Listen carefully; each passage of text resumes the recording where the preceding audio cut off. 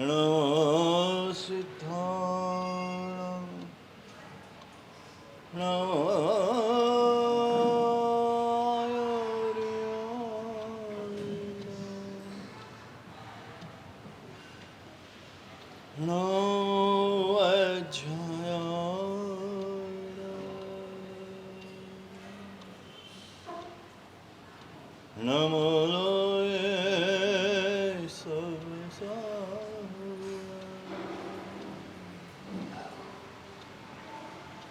હેસો પંચ નમો કરો સર્વભાવ પણસણો મંગલાણં ચ સર્વે સિંબડમ હાય મંગલ જય જગજીવ જોણી વિયાળો જગગુરુ જગાનંદો જગણો હો જગબંધુ જય જગપિયામહો ભયમ જય સુયાણમ પવતિથયરાણમ પશ્ચિમો જય જય ગુરુલોગાણમ જય મહાવીર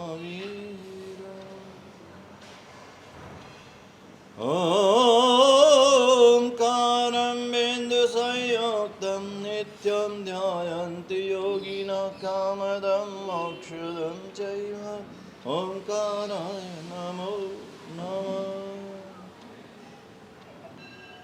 અજ્ઞાનતિમિરાન્ધનો જ્ઞાનાંજનશલાકયા નેત્રમુન્મીલિतं येन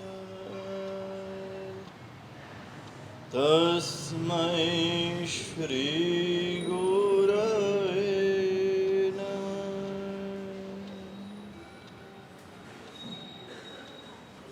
અચિંત્ય ચિંતામણી કલ્પશાખિને વિશુદ્ધ સદ્બ્રહ્મ સમાધિશાલિને દયાર્ણવાયર્થિતદાયિને સદાં નમો નમઃ શ્રી ગુરુને વિસુરાય નમો નમઃ શ્રી ગુરુને વિસુરાય નમો નમઃ શ્રી ગુરુને વિસુરાય. સમૂહ પ્રાર્થના. હાથ જોડી આંખો બંધ સકલ સંઘ સાથે. હવે સવ જીવે સવે જીવા કમંતુ મે નિત્ય મે સવ ભૂયેષુ બ્રહ્મચર્ય શિવમાસ્તુ સર્વ જગતા હરૈત નિરતા ભવન્તુ ભૂતગણા દોષા પ્રયન્તુ નાશમ સર્વત્ર સુખી ભવતુ. જગતના સજીવોનું કલ્યાણ થાય, સર્વત્ર સર્વજીવો સુખી થાય એ ભાવના સાથે 12 નૌકા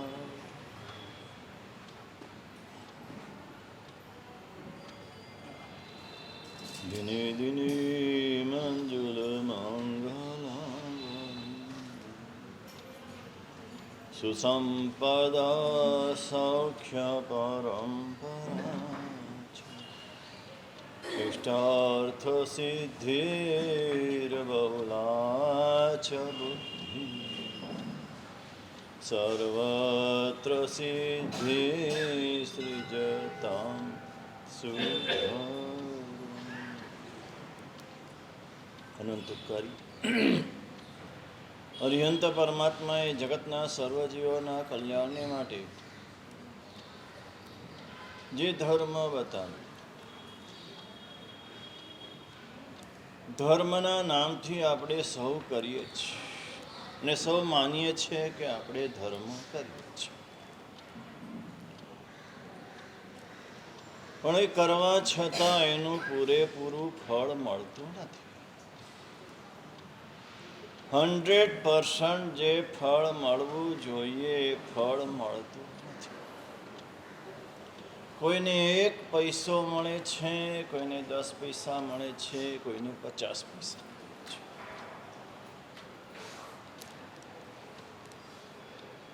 જો 1 રૂપિયાનું 100 પૈસા જેટલું ફળ જોઈતું હોય તો શું કરવું?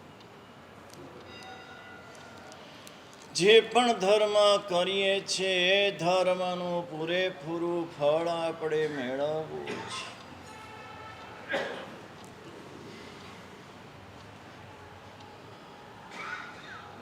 કારણ કે જે કંઈ કરીએ પરિણામલક્ષી થવું જોઈએ. આખું વર્ષ ભણે ને છેલ્લે પરીક્ષામાં મીંડું હોય નાપાસ થાય. ગમે એટલું ભણ્યો હોય, શું કામ? કામનું ખરું. આખી જિંદગી ધર્મ કરી અને પછી જો ન ક્ષમતા રહે, ન સમાધિ રહે, ન સદગતિ મળે, દુર્ગતિમાં ફેંકાઈ જઈએ, દુર્ગતિની પરંપરા ઊભી થઈ જાય તો એ ધર્મ શું કામ? ધર્મ શેના માટે કરીએ છીએ?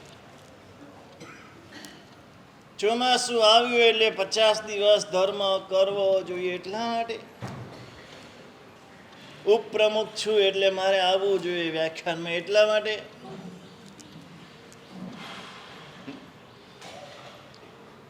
હું પ્રમુખ છું મારે વ્યાખ્યાનમાં આવવું જોઈએ, ના આવું તો સારું ન લાગે એટલા માટે.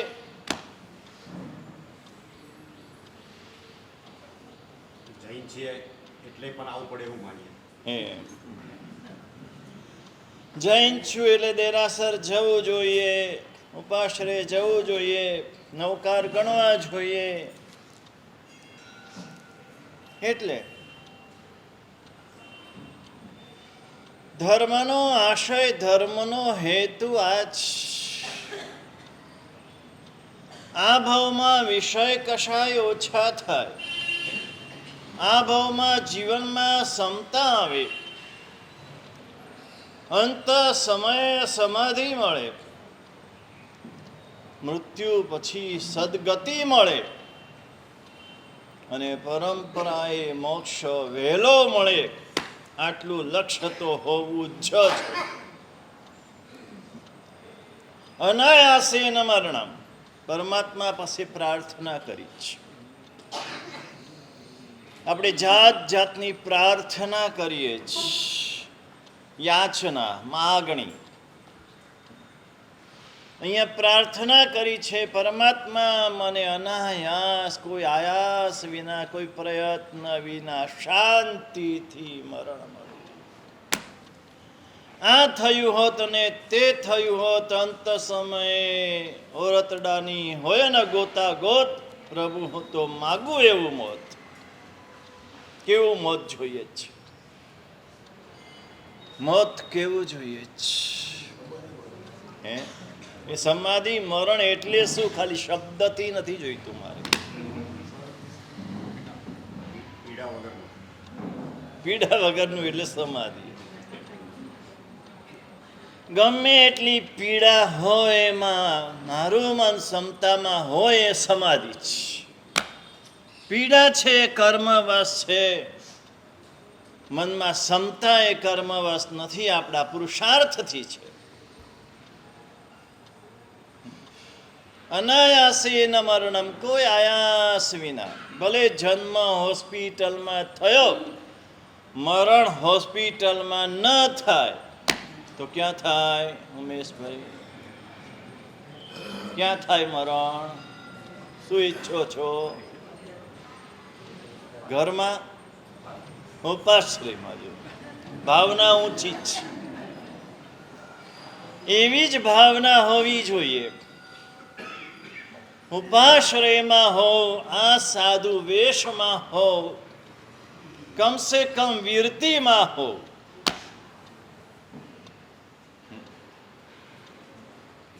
અનાયાસેન મરણમ વિના દૈન્યેન જીવનમ. જીવન કેવું જોઈએ? તો કે દીનતા વિનાનું જોઈએ. ગરીબી વિનાનું નહીં, દુઃખ વિનાનું નહીં. ગરીબી કે સુખ કે દુઃખ એ તો કર્મવશ છે, પુણ્યવશ છે. જેવા તમે કર્મ કર્યા છે તે પ્રમાણે મળશે. પણ જે અવસ્થા મળે તે અવસ્થામાં દૈન્ય નહીં, દીનતા નહીં, દુઃખીપણું નહીં. આ ક્યાં આવ્યું ને આ કેવું આવ્યું ને આ શું થયું ને આવા રોદડા રડવાના નહીં. આ દીનતાનો અભાવ છે. કુમારી દેહાંતે તવ સાનિધ્ય. આ દેહનો અંત આવે, આ દેહ છોડીને જવાનું થાય. જ્યાં પણ જવાનું થાય પ્રભુ તારું સાનિધ્ય મળે.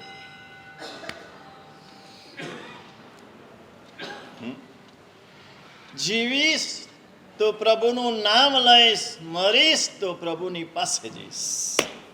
આની શ્રદ્ધા હોવી જોઈએ. જીવીશ તો પ્રભુનું નામ લઈશ, પ્રભુનું કામ કરીશ. એટલે મરવાની પણ ઈચ્છા નહીં. મરવાની ઈચ્છા એ અસમાધિ છે, તો જીવવાની ઈચ્છા તે પણ અસમાધિ છે. પેલા સમાધિને સમજો. આપણે સમાધિને સમજ્યા નથી, ખાલી શબ્દ આપણે ગોખી લીધો, સમાધિ મરણ. જીવવાની ઈચ્છા કરી તો પણ અસમાધિ, કે હજુ જીવવું છે, મરવું નથી. અને પીડાના કારણે, દુઃખના કારણે, આદિ વ્યાધિ ઉપાધિના કારણે મરવાની ઈચ્છા કરી તો એ પણ અસમાધિ. જે સ્થિતિ આવી, આયુષ્ય હશે ને જીવીશ, 100 વર્ષ જીવીશ, પ્રભુનું નામ લઈશ, પ્રભુનું કામ કરીશ. અને જીવન એવું જીવ્યો છું કે મરીશ તો જ્યાં જઈશ ત્યાં દેવગુરુ ધર્મ મળશે. ધર્મનું ફળ આ છે. આ ફળ જોઈએ છે, આ ફળ જોઈએ છે તો ધર્મ કેવો કરવો. આપણી મૂળ વાત ઉપર આપણે આવીએ છીએ, કારણ કાલથી વિષય બદલાય છે. 1 મહિનાથી એક જ વિષય લઈને હું ચાલી રહ્યો છું. તમારા ભેજામાં કેટલું ઉતર્યું મને ખબર નથી. જેના ભેજામાં ઉતરશે એને લાભ થશે. જેના ભેજામાં કચરો ભરેલો હશે જૂનો અને એ કાઢવો નહીં હોય એને, હું જે માનું છું એ બરાબર જ છે, હું જે કરું છું એ બરાબર જ છે એમ માનીને બેઠો હશે તો એનું એને મુબારક. જે સાચું છે એ કહેવાનો અમારો ધર્મ છે. અમારા પૂજ્ય ગુરુ ભગવંતે અમને એ શીખવાડ્યું છે કે તમે આચરણ કરી શકો કે ન કરી શકો, તમારી શ્રદ્ધા તો સત્ય ધર્મમાં જ હોવી જોઈએ. અને તમે જે કંઈ કહો એ બધું સત્ય ધર્મની જ પ્રરૂપણા થવી જોઈએ. પ્રરૂપણા શુદ્ધ જોઈએ ને શ્રદ્ધા શુદ્ધ જોઈએ. આચરણ ન કરી શકીએ એ અમારો પ્રમાદ છે. હું બહાના નથી કાઢતો. કર્મ નથી, કોઈ સંજોગો નથી, કોઈ પરિસ્થિતિ નથી, માત્ર ને માત્ર મારો પ્રમાદ છે. પરંતુ શ્રદ્ધા આની જ છે. જે શાસ્ત્રમાં કહ્યું છે તે જ સત્ય છે અને તે જ હોવું જોઈએ. અને પ્રરૂપણા પણ એ જ કરવાની. જો એ ન કરીએ તો અમને બહુ મોટું પાપ લાગે.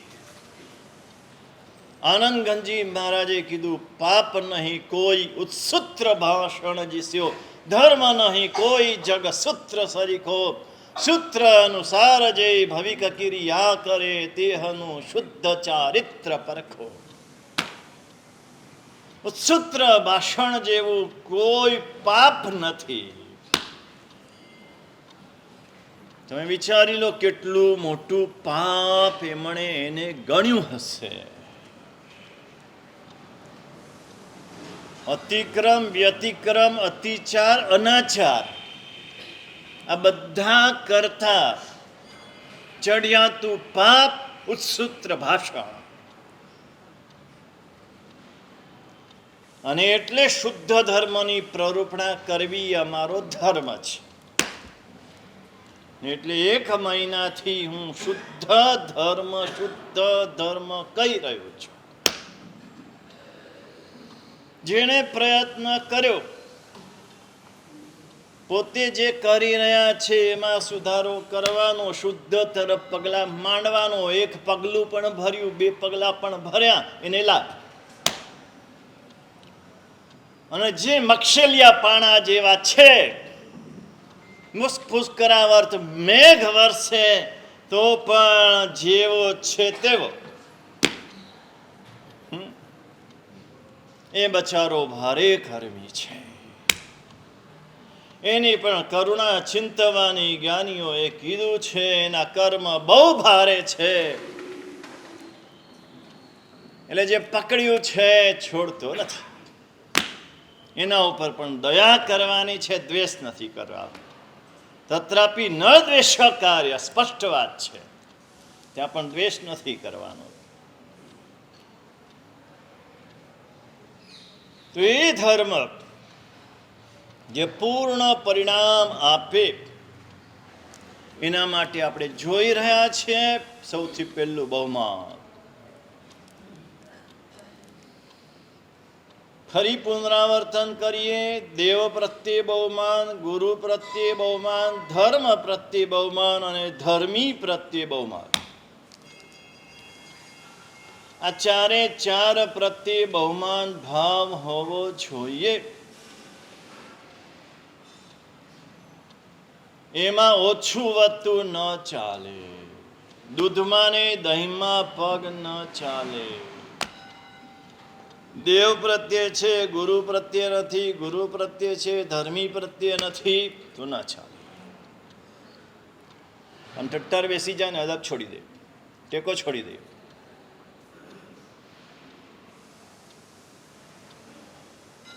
ચાર પ્રત્યે હોવું જોઈએ અને પૂર્ણ બહુમાન હોવું જોઈએ. ઓછું વધતું પણ ન ચાલે. જકાર પૂર્વક કહું છું. બીજા નંબરમાં છે વિધિ. પહેલા વિધિ પ્રત્યે પણ બહુમાન ભાવ હોવો જોઈએ.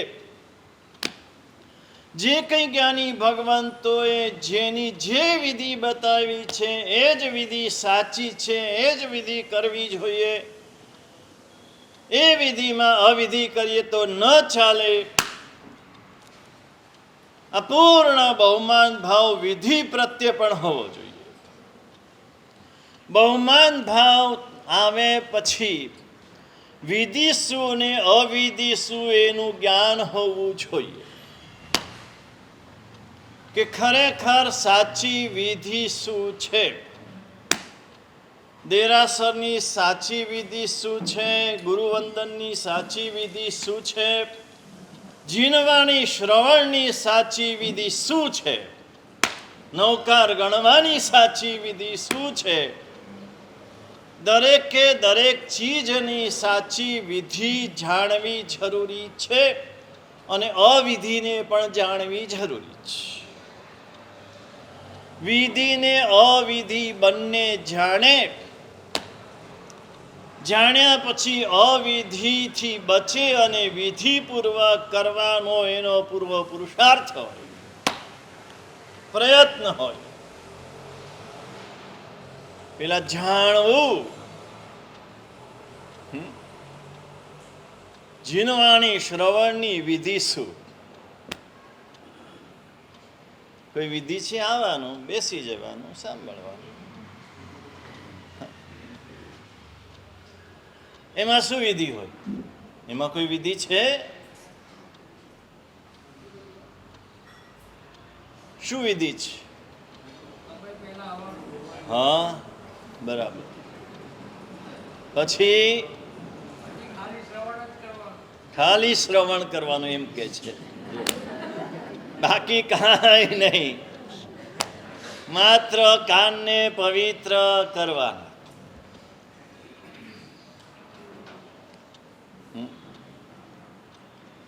સમય પહેલા એટલે ગુરુવંત ભગવંત પધારે એની પહેલા આવી જવાનું. સ્કૂલમાં શું હોય? બધા સ્કૂલમાં ભણેલા છો, તમારા દીકરાઓની સ્કૂલમાં ભણાવો છો. સવારના પોરમાં બધી માતાઓ આમ બસની રાહ જોઈને ઉભા હોય. બસ આવે પછી જાઓ ને, ઘરેથી નીકળો ને, બસ આવે પછી નીકળો ને, ઉપડી જાય બસ. શિક્ષક આવે બેલ પડે એની પહેલા બધા વિદ્યાર્થીએ પહોંચી જવાનું. ઘરેથી લેસન કરીને જવાનું. જે કંઈ ચોપડા હોય ચોપડા લઈને જવાનું. સ્કૂલ બેગ પોતાના વજન કરતાં વધારે વજનવાળી સ્કૂલ બેગ લઈને જવાનું. બરાબર બેન્ચ ઉપર પોતાના ક્રમ પ્રમાણે બેસવાનું.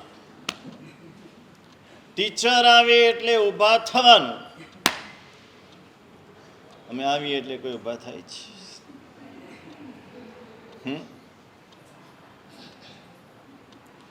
બધા વિદ્યાર્થીએ ડ્રેસમાં આવવાનું. ફી ભરવાની.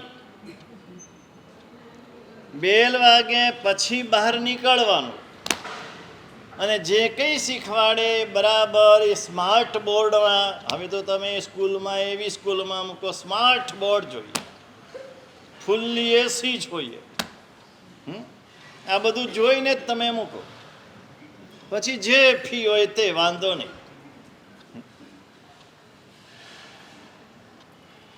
અને શિક્ષકોએ, શિક્ષક પછી આવે. શિક્ષકનો કોઈ ડ્રેસ ન હોય, શિક્ષકનો કોઈ ટાઈમ ન હોય.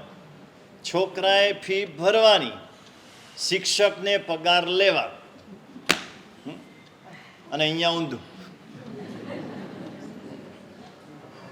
અમારે ટાઈમસર આવવાનું, 8:15 રાઈટ ટાઈમ. અમારે ડ્રેસમાં આવવાનું, અમારે તૈયારી કરીને આવવાનું. તમારે કોઈ ડ્રેસ નહીં, તમારી કોઈ તૈયારી નહીં, તમારો કોઈ ટાઈમ નહીં, વજન પણ નહીં. બરાબર. અને તમને પ્રભાવ ના મળે સામેથી, અમને કાંઈ ન મળે. બોલો હવે લાભ કોને થાય? જે ટાઈમસર આવે, જે ડ્રેસમાં આવે, જે તૈયારી કરીને આવે એને લાભ થાય. લાભ જોઈતો હોય તો સ્કૂલમાં જે રીતે વિદ્યાર્થી જાય તે રીતે વિદ્યાર્થી અવસ્થામાં જીનવાણી શ્રવણ કરવાની. શાસ્ત્રમાં એની પણ વિધિ બતાવી. કેવા રસથી સાંભળે, કેટલો બધો રસ હોય. કોઈ સિરિયલ પેલી ચાલતી હોય ને, જેમાં બધું, એટલે અનુપમમાં તો ઠીક છે, પણ આમ આના પછી શું આવશે એમ તમને ઇંતજારી રહે ને. હા, સસ્પેન્સ, CID સસ્પેન્સ વાળી હોય. અને કેવા આમ તમે રસપૂર્વક આમ જોતા હો, રસપૂર્વક સાંભળતા હો. એના કરતા રસથી શાસ્ત્રમાં એમાં ઉપમા આપી. તરુણ સુખી સ્ત્રી પરવર્યો ચતુર સુણે સુરગીત, તે હાથી રાગે અતિ ઘણો ધર્મ સુણ્યાની રીત. ધર્મ સાંભળવાની રીત શું છે? તરુણ હોય, તરુણ અવસ્થા, યુવાવસ્થાની પહેલાની, તમારી ભાષામાં ટીનેજર્સ. સુખી હોય, બધી વાતે સુખી હોય, ધનથી, પરિવારથી, આરોગ્યથી, બધી વાતે સુખી હોય. સ્ત્રી પરિવારો તાજા તાજા લગ્ન થયા હોય. આમ તાજા લગ્ન થાય એ દિવસ સંભાળજે પલક. કેવા હતા દિવસો ને આજે કેવા દિવસો છે. અમને તો મુંબઈમાં હતા ત્યાં એક જગ્યાએ અનુભવ થયેલો. કે દેરાસરની બાજુમાં ઉપાશ્રય, ઉપાશ્રય પાસે થઈને દેરાસર જવાનું. મુંબઈમાં પૂજાનું આમ મહત્ત્વ ઘણું, અમદાવાદ કરતાં ઘણું વધારે. હા, એક દેરાસરમાં 500-1000 જણા પૂજા કરવા આવે રોજ, આમ ભરેલા હોય. તો હવે હું નજર તો પડે, ઉપાશ્રયમાંથી સીધી નજર પડે કોણ આવે છે કોણ જાય છે. અત્યારે પણ હું બેઠો છું તો બધી નજર પડે મારી આમ.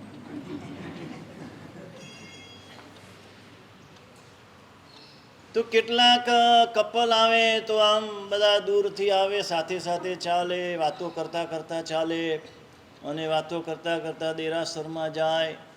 હા, પછી દેરાસરમાં ભગવાનની પક્ષાલે આમ સાથે કરે, પૂજા એક અંગૂઠે પત્ની કરે, પછી એ અંગૂઠે પતિ કરે, આમ સાથે સાથે જ કરે.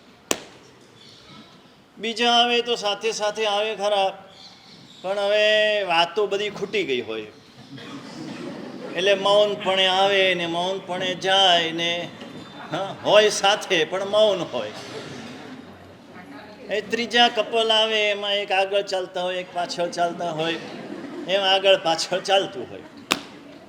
અને ચોથા આવે તો પતિ જો સવારે વહેલા આવે તો પત્ની મોડા આવે, ને પત્ની વહેલા આવે તો પતિ મોડા આવે. મને તો આવી કંઈ સંસારની ખબર ન પડી. હવે ગુરુ મહારાજે નાની ઉંમરમાં હા દીક્ષા આપીને મેં લઈ લીધી, એટલે સંસારની બહુ ખબર નહીં. એ પૂછવું પડ્યું, ત્યાંના અમારા એક શ્રાવક હતા, એને પૂછ્યું. મેં આ કીધું આવું બધું કેમ છે? આમ કમલ જેવો આખા બોલો હોય એટલે કહી દે બધી વાત. એ કે સાહેબ આ બધું છે ને સંસારની વાત છે, આ સંસારમાં આવું જ બધું હોય.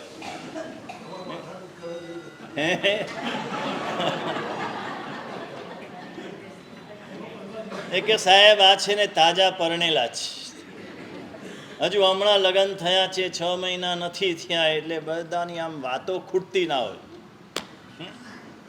હમણાં એક યુવાન આવેલો ને એની સગાઈ હજુ થઈ છે. અહીંયા સવારના પોરમાં આવી ગયો, પછી મને કે હવે ઘરે જઈને સૂઈ જવું છે. મેં કીધું કેમ સૂઈ જવું છે? તો કે હમણાં તાજા સગાઈ થઈ છે ને એટલે રાત્રે મોડે સુધી વાતો ચાલે છે, ઘરે જઈને હોઈ જઈશ કે. પછી મેં કીધું આ બીજા આમ કેમ કે સાથે આવે પણ મૌન હોય? તો કે એને 2-3 વર્ષ થઈ ગયા છે, એ વાતો બધી પૂરી થઈ ગઈ છે. પછી આ ત્રીજા આમ આગળ પાછળ ચાલે કે એને 5 વર્ષ પંચવર્ષીય યોજના પૂરી થઈ ગઈ છે. અને આ ચોથા તો કે 10 વર્ષ પછીના, તમે બધા છો ને.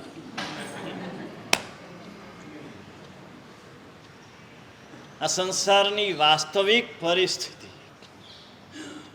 છેલ્લે એકબીજાને છોડીને જતું રહેવાનું. એમ શું વાત કરે છે?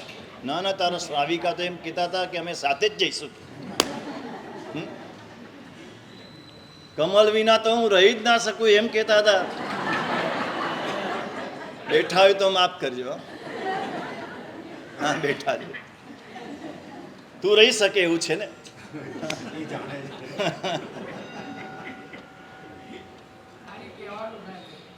કહેવાનું આટલો જાણો છો સંસારને, છતાં કેમ આટલો રસ પડે છે? પૂરેપૂરો અનુભવ છે છતાં કેમ રસ છે? તરુણ સુખી સ્ત્રી પરવર્યો, પાછો ચતુર હોય, હોશિયાર હોય, અને બંને જણા બેઠા હોય 7મા માળની હવેલી ઉપર.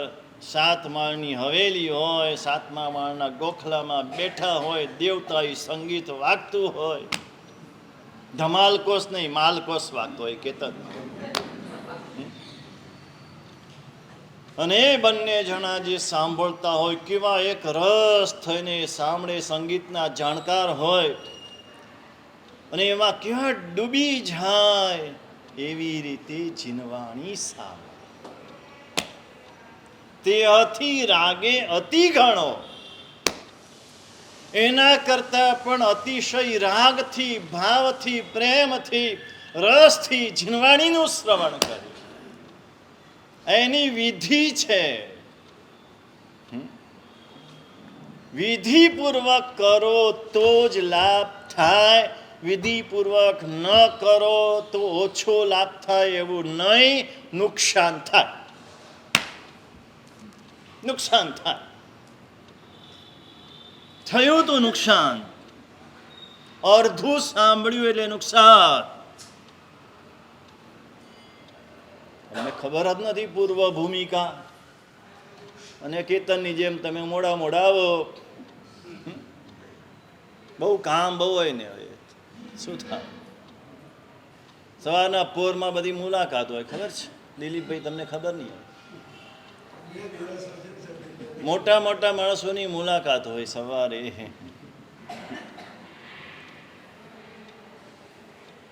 ગુરુ ભગવંત અજીત શાંતિ સ્તોત્રના અર્થ કહી રહ્યા હતા,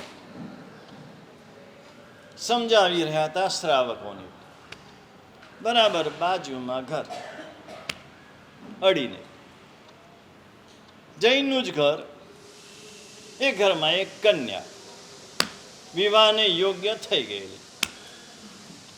પણ આજને જેમ હોય છે બધાને કે મારે આવું જોઈએ, આવું જોઈએ, આવું જોઈએ. એને એક જ હતું કે કોઈ આમ રસિક જોઈએ. એવો રસિક વ્યક્તિ મારે જોઈએ છે તો એની સાથે પરણું. અને ગુરુ ભગવંત અજીત શાંતિ સ્તોત્ર આપણે ત્યાં પ્રસિદ્ધ છે, પક્ષી પ્રતિક્રમણ બોલવામાં આવે છે, અને એના અર્થ સમજાવતા હતા. પીણ નિરંતર થણભર વિણમીય ગાયલા. એ સાંભળીને એટલા મોહિત થઈ ગયા. આના જેવા રસિક વ્યક્તિ આ દુનિયામાં બીજા હોઈ ન શકે. શું? કોણ છે ખબર નથી, માત્ર એનો સ્વર સાંભળ્યો છે, અવાજ સાંભળ્યો છે. એના ઉપર એ કન્યા મોહિત થઈ ગઈ. બીજા દિવસ સવારે દોડીને આવી કે આ જે કોઈ રાત્રે આ રીતે બોલતું તું એની સાથે જ મારે લગ્ન કરવા છે. અધૂરું હતું, મધુરું હતું, પણ અધૂરું હતું.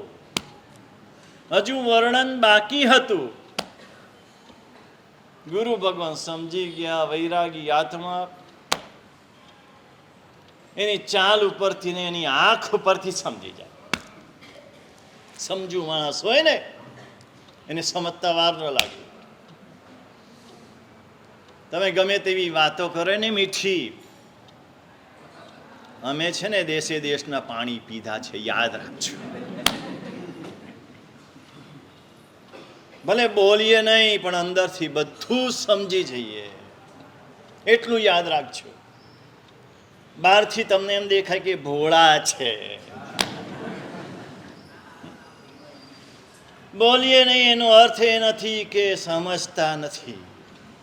અને ભોળા એને જ કહેવાય, સમજે છતાં છેતરાય તે ભોળા, સમજ્યા વિના છેતરાય તે ભોટ. ભોટ અને ભોળામાં ઘણો બધો તફાવત છે.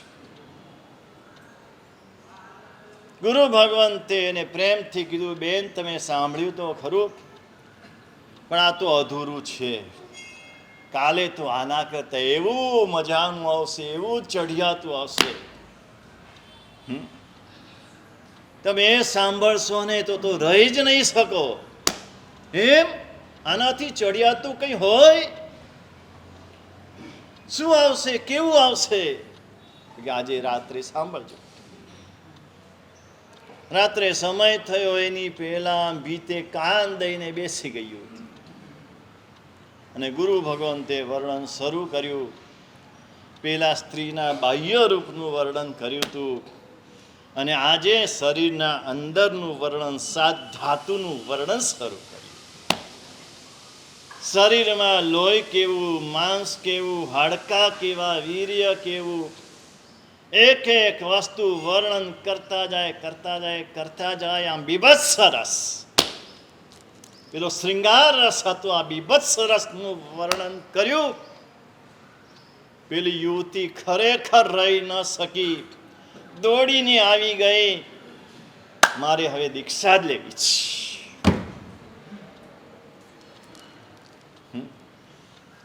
અધૂરું ભલે મધુરું લાગે,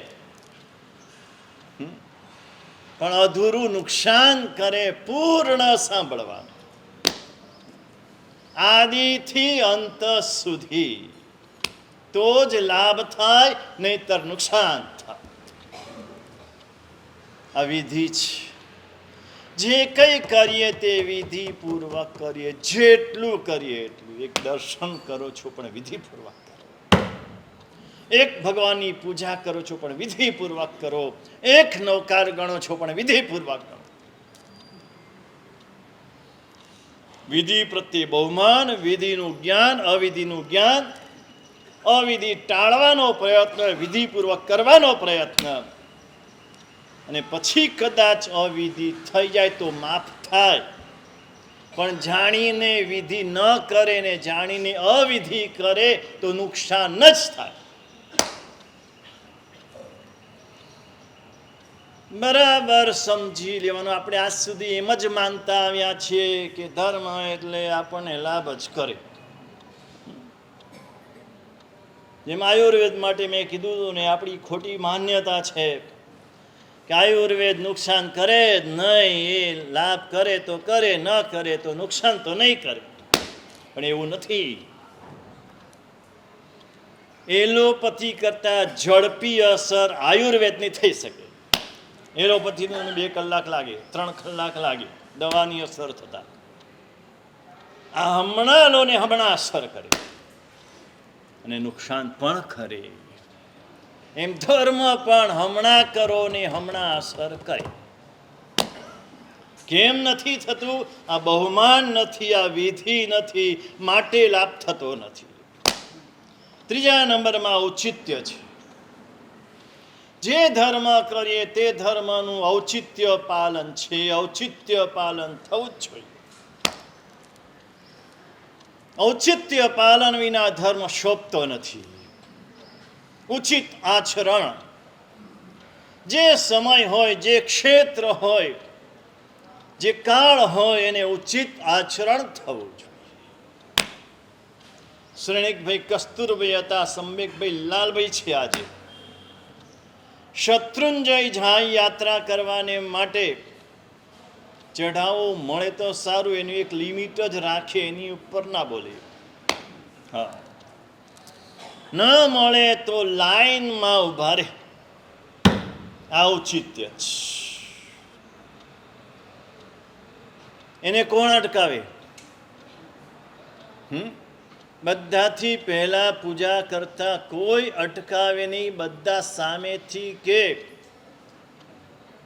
પણ મારું ઔચિત્ય આ છે, મારે વચ્ચે નહીં જવા. ગુરુ ભગવાનને વંદન કરવા માટે આવે, ગુરુ પૂજન કરે, ખાલી હાથે ન અવાય, ખાલી હાથે વાસક્ષેપ ન લેવાય. ગુરુ પૂજન કર્યા પછી જ લેવાય. આ પણ ઔચિત્ય છે. કેમ આપણને લાભ નથી થતો?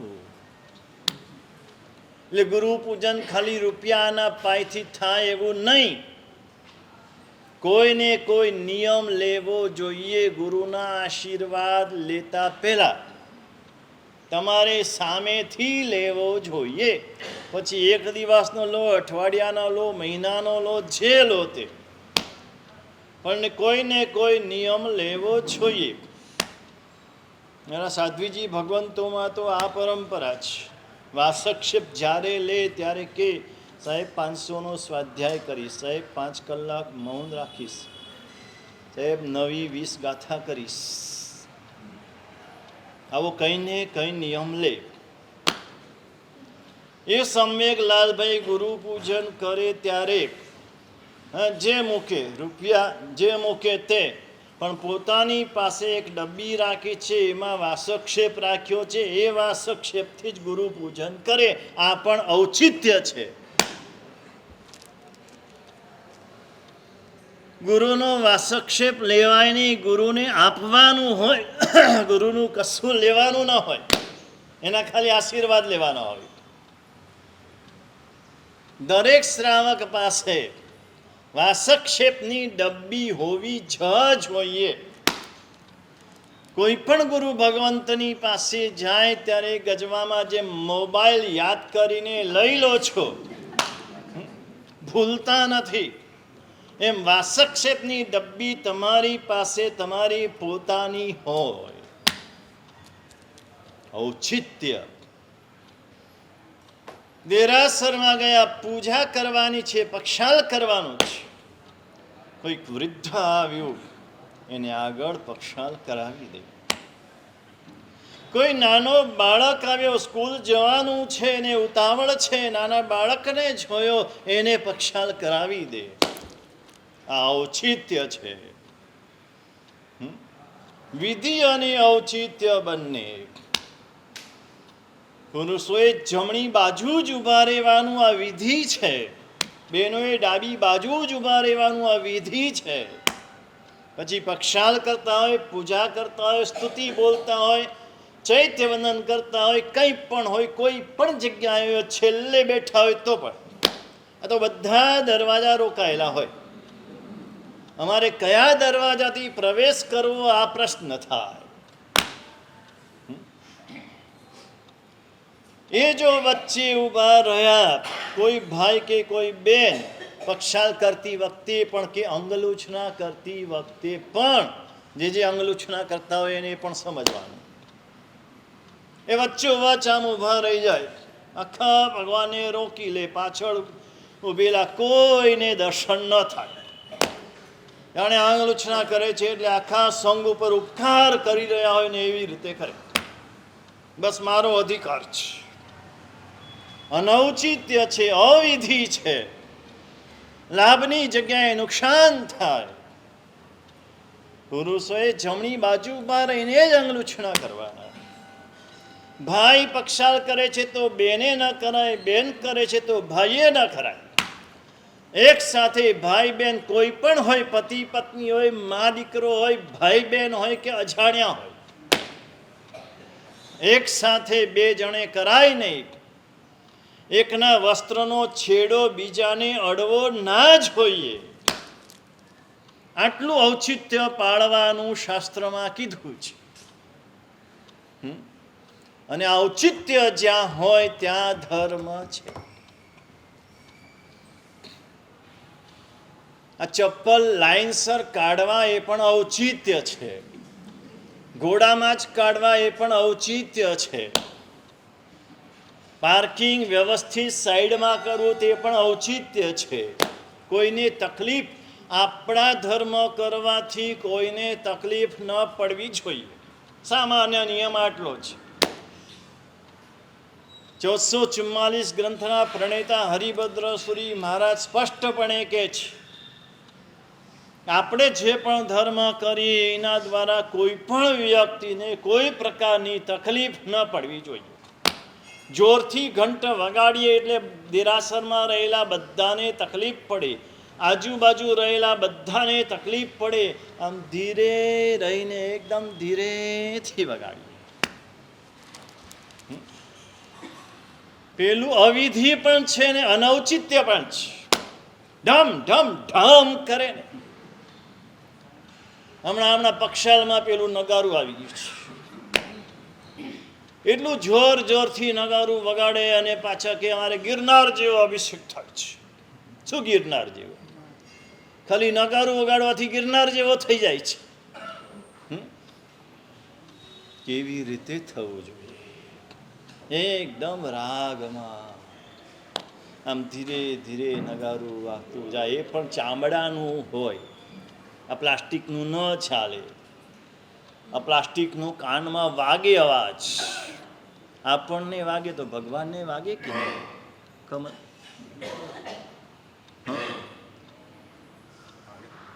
વાગે ને? એ આપણને વિચાર જ નથી આવતો. ભગવાનને આ અવાજ કાનમાં વાગશે એ વિચાર નથી આવતો. ભગવાનને ભગવાન સ્વરૂપે માનતા નથી. પૂજ્ય ગચ્છાધિપતિ જયઘોષ સુરી મહારાજને એક પ્રશ્ન કર્યો હતો કે ગુરુદેવ, દેરાસરમાં દીવા કેટલા કરવા? બહુ મજાનો પ્રશ્ન. હમણાં મહાપૂજા હોય, મોટી આંગી હોય, એક સાથે આમ સેંકડો દિવસ આવે. કોઈ માણસ અંદર 1 મિનિટથી વધારે ઊભો ના રહી શકે. ઊભો રહે તો એનું બહુ માન કરવાનું. એટલે આ પ્રશ્ન કર્યો, ગુરુદેવ ભગવાન પાસે દીવા કેટલા કરવાના? હવે શું જવાબ આપો? 5 કરવાના, 7 કરવાના, 25 કરવાના, 50 કરવાના, કેટલા કરવાના? બહુ મજાનો જવાબ આપ્યો છે. પરમ કૃપાળુ પરમાત્માને ગરમી ન લાગે એટલા દીવા કરવાના. હવે તમારો વિવેક, કેટલે છેટે રાખવાના અને કેટલા કરવાના? જેટલું નજીક લઈ જાઓ પ્રભુને ગરમી વધારે લાગે દીવાની. જેટલા વધારે દીવા હોય પરમાત્માને ગરમી વધારે લાગે. માત્ર આપણને પ્રભુના મુખારવિંદના દર્શન થાય, આંગીના દર્શન નથી કરવાના, પરમાત્માના દર્શન. આંગીમાં પરમાત્માના દર્શન કરવાના છે. એના મુખારવિંદના દર્શન થાય એટલા જ દીવા, આછા આછા ટમટમટા દીવા જોઈએ. કે ત્યાં બેઠા પછી તમે આમ જોયા જ કરો, જોયા જ કરો, જોયા જ કરો. ઊભા થવાનું મન ન થાય. આ બધું વિધિ છે, આ બધું ઔચિત્ય છે. આજે વિધિ ભૂલ્યા છે, ઔચિત્ય ભૂલ્યા છીએ, એટલે લાભ થતો નથી અને એટલે નુકસાન થાય છે. આ બહુમાન, આ વિધિ, આ ઔચિત્ય, એક એક ઔચિત્યનું પાલન બરાબર થવું જોઈએ. 2 શબ્દ મેં કીધા હતા તમને, એક જૈના અને એક વિવેક. કોઈ પણ ધર્મ કરો, જૈનાપૂર્વક કરો અને વિવેકપૂર્વક કરો. આ 2 શબ્દ જે ધર્મમાં હશે એ ધર્મની વ્યાખ્યામાં બંધ બેસતા થાય. જો જૈના ન હોય, અજૈના હોય અને જો વિવેક ન હોય તો ધર્મની વ્યાખ્યામાં બેસતા નથી. તમે બેસાડો એ વાત જુદી છે. દરેક બાબતમાં વિવેક હોવો જોઈએ. એટલે બહુમાન, વિધિની વાત એવી છે જેટલી કરીએ એટલી ઓછી છે. કારણ કે દરેક ધર્મની એક તપ કરવો હોય ને તો એક વિધિ છે, એક દાન આપવું હોય ને તો એ વિધિ છે. બોલો, સાચવીએ છે દાન આપવામાં વિધિ સાચવીએ છે. ભંડારમાં પૈસા ભરવા છે ને તો એની પણ એક વિધિ છે. પેલો બાળકને પૈસા ભરવા હશે ને તો ખબર છે, એ આવશે ને એટલે પહેલા પૈસા માગશે, પપ્પા પૈસા. પહેલા ભંડારમાં પૈસા ભરશે, પછી જે દર્શન બધું પછી, અને તમે બધું થઈ જાય પછી છેલ્લે. અને ભગવાનને બતાવશે, જો ભગવાન આટલા રૂપિયા ભરું છું, આની સામે મને આ મળવું જોઈએ, બધું પહેલા માગી લીધું અને પછી અંદર ભરશો. દરેકે ભરવા જ જોઈએ, પણ ભરવાની પણ એક વિધિ છે. રૂપિયો ભલે ભર્યો, 2 હાથમાં રૂપિયો લઈને નવકાર ગણી, પેલા નવકાર ગણી. કેટલા ગણી? તો કે 9 ગણી. 9 નવકાર ગણી પ્રભુ તારું તને અર્પણ કરું છું. તુચ્છમ સમર્પયામિ ચિત્ત, વિત્ત અને પાત્ર. ચિત્ત મારું આજે તને અર્પણ કરું છું. વિત્ત તો તારું છે, તને અર્પણ કરું છું. મારું છે નહીં, તારું છે, તને અર્પણ કરું છું. એમ 9 9 9 9 તેરી 27 નવકાર ગણીને ભંડારમાં રૂપિયો મૂકે. આ વિધિપૂર્વક કરે ને તો 1 રૂપિયાનું લાખ ગણું ફળ મળે. કેટલું? લાખ ગણું. આપણે અવિધિ કરીએ છીએ એટલે ફળ મળતું નથી. જોજો તમે. હવે તો અમારી પાસે વારંવાર જોઈએ આમ પેલી 10ની નોટ હોય તો આમ વાળીને આમ મૂકી દેશે, કોઈને દેખાય નહીં ને એમ.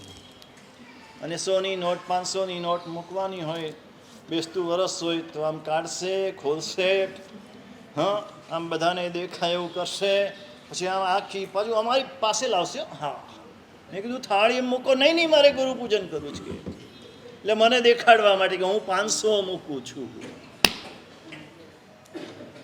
કઈ દશા છે, કઈ દશા છે. હા, દેવ કરતા ગુરુ કરતા આપણને ધન વધારે વાલું છે, દેખાય આવે છે. દેવ અને ગુરુની પાસે પૈસો કોઈ ચીજ નથી, કોઈ ચીજ નથી. આટલું પણ નથી મહત્વ એનું. એ લાગવું જોઈએ. એ વિધિ, દરેકની વિધિ. સુપાત્ર દાન આપો તો એની વિધિ છે.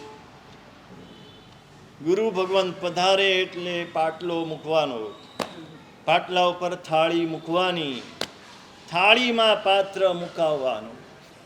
પેલું દત્તીમાં કેવું કરો છો, એવું રોજ કરવાનું છે.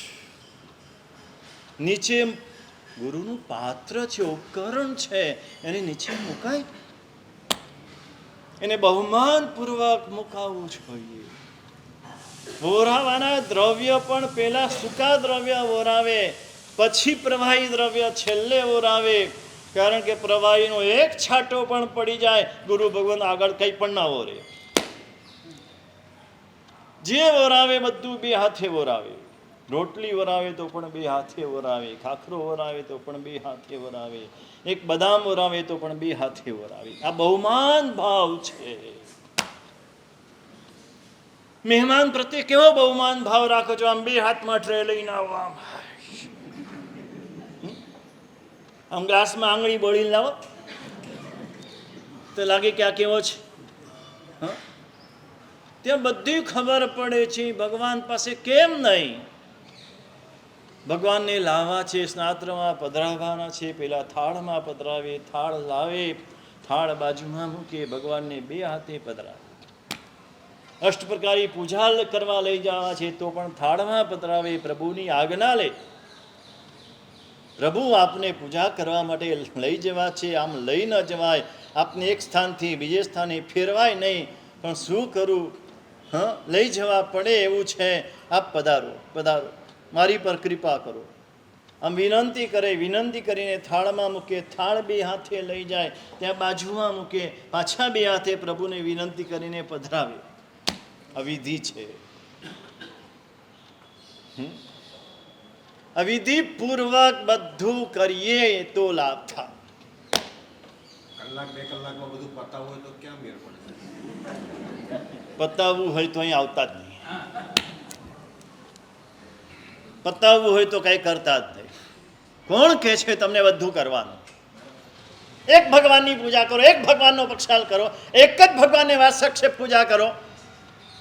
કોઈ આગ્રહ નથી કે બધા ભગવાનને પૂજા કરવાની, કોઈ આગ્રહ નથી. પણ જે કરો તે વિધિપૂર્વક કરો. વિધિપૂર્વક કરવાનો ભાવ ઊભો કરો. જુઓ તમારા જીવનમાં પરિવર્તન આવે ને આવે, ગેરંટી સાથે કહું છું. આ આપણે ઓળખ્યા નથી પરમાત્માને, અને આ પરમાત્માની પૂજાનું શું ફળ છે? આની પૂજા કરે ક્યારે દરિદ્ર રહે જ નહીં. એના બધા કર્મો આમ ખપી જાય. આ તાકાત છે. એ બહુમાન, એ વિધિ, એ ઔચિત્ય, એ દીર્ઘકાળ.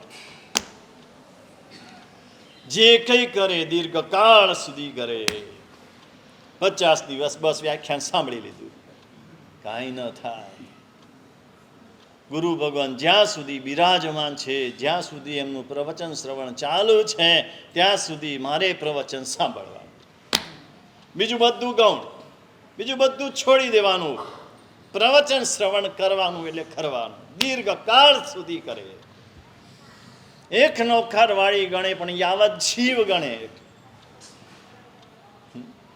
આપણે થોડા સમય માટે સારા બની જઈએ છીએ, કાયમ માટે સારા બનવાનો આપણો પ્રયત્ન નથી. કાયમી સારા રહેવાનું છે, અને કાયમી સારા રહેવું હોય તો દીર્ઘકાળ સુધી ધર્મ થવો જોઈએ. જે કરો કહું છું, કોઈ આગ્રહ નથી કે ઘણો બધો કરો. એક નૌકાશી પણ યાવત જીવ માટે, એક ચોવિયાર પણ યાવત જીવ માટે માં સક્ષમણ કરીને મૂકી દો તો કોઈ અર્થ નથી. માં સક્ષમણ કર્યા પછી તમારી જવાબદારી છે કે યાવત જીવ માટે ઉકાળેલું પાણી પીવાનું, યાવત જીવ માટે ચોવિયાર કરવાના, યાવત જીવ માટે નૌકાશી કરવાની. આ નિયમ લેવાની તૈયારી હોય તો માં સક્ષમણ કરવાનું, આ નિયમ લેવાની તૈયારી હોય તો શત્રુંજય તપ કરવાનું. જે તપ કરીએ તે એના પછી નિત્ય તપ થવું જોઈએ. નૈમિત્તિક તપનો લાભ નિત્ય તપમાં થવો જ જોઈએ. અને બીજું કહું, નૈમિત્તિક તપ કરતા નિત્ય તપથી નિર્જરા વધારે છે. એક જણ માસક્ષમણ કરે છે ને માસક્ષમણ કરીને પારણું કરે છે ને પારણું કર્યા પછી જીવનમાં કોઈ નિયમ નથી. અને બીજો છે યાવત જીવ માટે નૌકાશીને ચોવ્યારના પચકાણ છે, તો યાવત જીવ માટેના જેના પચકાણ છે એને નિર્જરા વધારે છે. લક્ષ્ય થઈ જાય. પેલામાં વાવા થાય છે, પત્રિકાઓ છપાય છે, લોકો બહુમાન કરે છે, શાતા પૂછવા આવે છે. હવે નૌકાશીમાં કોણ શાતા પૂછવાનું હતું? પેલું બધું આપણને ગમે છે, પણ લાભ છે એમાં વધારે, લાભ નિત્ય તપમાં વધારે. આ થવું જોઈએ. દીર્ઘકાળ સુધી કરો, એક સામાયિક કરો, પણ કાયમ માટે કરો, કોઈ બાંધછોડ વિના નિરંતર કરો. એક પણ દિવસ વચ્ચે પડવો ન જોઈએ. જે પણ થાય, સાજા હો, માંદા હો, ગામમાં હો, પરગામમાં હો, જ્યાં પણ હો, નાનકડો પણ નિયમ. જો વંકચુલે બાંધછોડ કરી હોત તો વંકચુલનું શું થાત? આટલું વિચારી લો. કાગડાનું માંસ ન ખાવું ને એને જો ખાધું હોત, અજાણ્યા ફળ ન ખાવા નિયમ હતો ને એને જો જંગલમાં ખાઈ લીધું હોત, તમે કહો છો સાહેબ કંઈ મળતું જ નથી, પણ ત્યાં જવાની જરૂર શું હતી તારે? એના માટે ટીચાયો તું ત્યાં ગયો શું કામ? ચાઇના જવું છે ને પછી કે ત્યાં આગળ જઈ મળતું નથી, શું કરું? તો વેજ નહીં મળે તો નોનવેજ ખાઈશ ને તું? આજે જે નોન જૈન ખાય છે ને નોન વેજ ખાતા વાર નહીં લાગે, યાદ રાખજો. ચુસ્ત નહીં એટલે નહીં, ઉપવાસ કરી લઈશ. મારા ભાવનગરના એક બેન હતા, મેયર હતા તે વખતની વાત, અને બધા જ તે વખતે કંઈક પરદેશ ગયા હતા. આ બધાને તો હોય, આવો અવસર મળે ને સરકારના પૈસે જવાનું હોય, સરકારના જમાઈ બધા, એટલે ઉપડી ગયા હતા ફરવા ને 5 સ્ટાર હોટલમાં ઉતરેલા. આ મેયર પહેલી વાર આમ ધર્મિષ્ઠ માણસ હતા. ગઈકાલે જ આવેલા, ભાવનગર શહેરના પ્રમુખ છે, શહેર પ્રમુખ ભાજપના, ગઈકાલે જ આવ્યા. ભાવનગર એવું શહેર છે, આમ ધર્મિષ્ઠ શહેર આખું, અને જૈનોના વર્ચસ્વવાળું શહેર છે. આખા ભાવનગરનો એક જ સંઘ, 20,000 માણસ એક સાથે જમે, એક સાથે. આખા ભાવનગરમાં સ્વપ્ન એક જ જગ્યાએ ઉતરે. અમારા બાપુ ભાવનગરના જ. હા, પાંજરાપોળમાં ટ્રસ્ટી હતા. ભાવનગર પાંજરાપોળમાં ટ્રસ્ટી હતા, ઘણા વર્ષો સુધી સેવા બજાવી છે. તે ત્યાં ગયેલા, અને પછી એને તે વખતે ખબર પડી કે આ 5 સ્ટાર હોય એમાં તો વેજ રસોડું જુદું હોય, નોનવેજ રસોડું જુદું હોય, પણ એક જ છતની નીચે બંને રસોડા ચાલતા હોય. એને કીધું કે જે છતની નીચે નોનવેજ રસોડું ચાલતું હોય ત્યાં મારે જમાય નહીં. જ્યાં પશુની હિંસા એક બાજુ થતી હોય, એની ચીચિયારીઓ પડતી હોય, એની આહ નીકળતી હોય, ભલે અહીંયા વેજ રસોડું હોય, તમે જૈન પણ કરી આપો, પણ એની આહ આ દાળ ભાત શાકમાં ભળે છે. 3 દિવસ રોકાયા, 3 દિવસના ઉપવાસ કર્યા, અઠ્ઠમ કર્યા. આ તૈયારી જોઈએ. દીર્ઘકાળ અને નિરંતર. નહીં એટલે નહીં, એની હાવ એની કોસ્ટ જે થવું હોય તે થાય. પ્રાણ આપી દઈશ પણ આમાં કોઈ ફેરફાર નહીં. બાહુ એક કડીવાળા હતા. રોજ પરમાત્માની અષ્ટપ્રકારી પૂજા કરવાનો અને સિદ્ધચક્ર પૂજન ભણાવવાનો નિયમ. એક પણ દિવસ એવો ન જાય જે દિવસે સિદ્ધચક્ર પૂજન ન ભણાવ્યું. હવે બધા બાહુભાઈ કડીવાળાને જાણો છે. અત્યારે એના બે પૌત્ર છે, વિમલ અને નીરવ. બંને જણાને આ નિયમ છે, રોજ સિદ્ધચક્ર પૂજન ભણાવવાનું. આજે પણ. અને એકવાર બીમાર પડ્યા, હોસ્પિટલની અંદર એડમિટ થયા, આઈસીયુમાં હતા.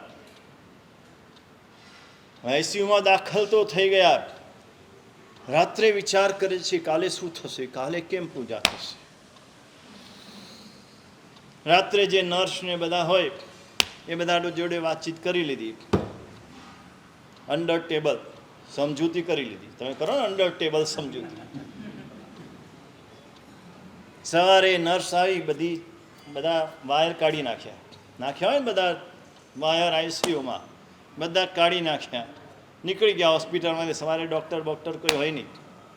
ગયા દેરાસર, નાહી ધોઈને અષ્ટપ્રકારી પૂજા કરી, સિદ્ધચક્ર પૂજન ભણાવ્યું. આવ્યા, આવીને નર્સને કીધું, પાછા બધા અંદર નાખી દીધા, સોયા, પાછા સૂઈ ગયા. આ તૈયારી જોઈએ. આ તૈયારી હોય તો ધર્મ કલ્પવૃક્ષ કરતા વધારે ફળે. કલ્પવૃક્ષ કરતા, કામધેનુ કરતા, કામઘટ કરતા, ચિંતામણી રત્ન કરતા વધારે ફળે. જો આ 5 ચીજ જો અંદર ભળી જાય તો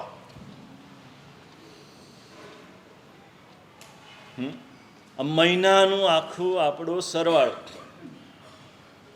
જે કંઈ ધર્મ કરો છો એમાં બહુમાન, વિધિ, ઔચિત્ય, દીર્ઘકાળ અને નિરંતર આ કરો. આ જે ભાવ તમારા ઉમેરાય, કે છે ને, જેટલું ઘી ભળે એટલું એ મીઠાઈ સારી બને.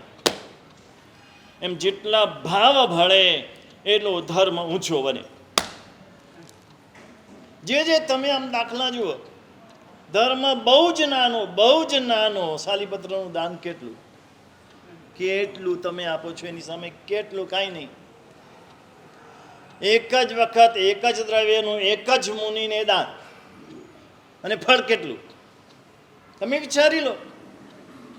ક્યાંય તમારે જવાની જરૂર નથી. આ એકદમ સત્ય વાત છે. કેટલું ફળ? 99 પેટી રોજ. તમારે એકાદ બાકસની પેટી તો આવી જોઈએ. અને 99 પેટી રોજ આવે. અને પછી પણ ભર જુવાન અવસ્થામાં 8 જુવાન 9 જુવાન કન્યા અને 99 પેટીને છોડીને આમ ચપટી વગાડતા નીકળ્યા. એવો તીવ્ર વૈરાગ્ય. કેમ? સાધુને વોરાયું છે, સુપાત્ર દાન છે. અનુકંપા દાન ને સુપાત્ર દાનમાં શું ફરક? આ ફરક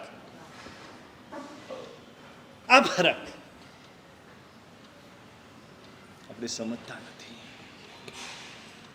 પ્રભુની ભક્તિ ને સુપાત્ર દાન, આ બે ક્ષેત્ર એવા છે. એક દાણો વાવો, લાખ દાણા મળે. 7 ક્ષેત્ર એવા છે. શાસ્ત્ર તો લખે છે, જીન મૂર્તિ, જીન મંદિર, જીનાગમ, સાધુ, સાધ્વી, શ્રાવક, શ્રાવિકા. આ 7 ક્ષેત્ર એવા છે. એક દાણો વાવો, લાખ ગણો ઉગે. અને 7 ક્ષેત્ર સિવાયમાં તમે વાવો, 1 દાણાના 10 દાણા, 100 દાણા, 1000 દાણા. શક્તિ છે. આ ધર્મ આપણને મળ્યો છે, અને આવો ધર્મ આપણે કરવો છે. આવતીકાલથી જે ગ્રંથનું વાંચનનો પ્રારંભ આપણે કરી રહ્યા છીએ, મારા માટે પણ પહેલી વાર વાંચવાનો છે. મેં સાંભળેલો છે, જો કે હમણાંથી એવું જ રાખ્યું છે કે દર વર્ષે નવા ગ્રંથ વાંચવા. એ નિમિત્તે મારે પણ સ્વાધ્યાય થાય. એ ગ્રંથ ગુરુ મહારાજના મુખે મેં સાંભળેલો છે અને ગુરુ મહારાજને એટલો બધો વહાલો લાગ્યો હતો, એટલે એના જે તત્વો છે એ બધા એવા ગમી ગયા હતા, એમણે એ ગ્રંથ સુવર્ણાક્ષરે લખાવ્યો છે. ખાસ આ પુસ્તક મેં એટલા માટે મંગાવ્યું, પછી એ વાત રહી ગઈ, જે આ 5 મેં કીધા એ શાસ્ત્ર વાર્તા સમુચ્ચય આપણો બહુ આકર ગ્રંથ કહેવાય છે અને એમાં પણ આ જ વાત કરી છે, પણ એમાં થોડીક વિશેષ વાત ઉમેરી છે કે દીર્ઘકાળ કરે એ પણ અનિર્વેદેન, એટલે મનમાં એને કંટાળો ના આવવો જોઈએ. જે આપણને ધર્મ કરતાં કંટાળો આવે છે ને તો એનું ફળ જતું રહે. એટલે કંટાળા વિનાને પ્રેમથી દીર્ઘકાળ સેવે, અવિચ્છેદેન નિરંતર, વચમાં એક પણ દિવસ પાડ્યા વિના નિરંતર કરે. શ્રદ્ધાતિશય ન સત્કાર આ સેવિતો, સત્કાર બહુમાન પણ શ્રદ્ધાપૂર્વક હોવું જોઈએ, પૂર્ણ શ્રદ્ધા સાથે આદર બહુમાનને સત્કાર સાથે કરે. અને એક વિશેષ મૂક્યું છે, દૃઢ ભૂમિ વિશેષ સુખવાસનયા ચાલયિતુમ અશક્યો.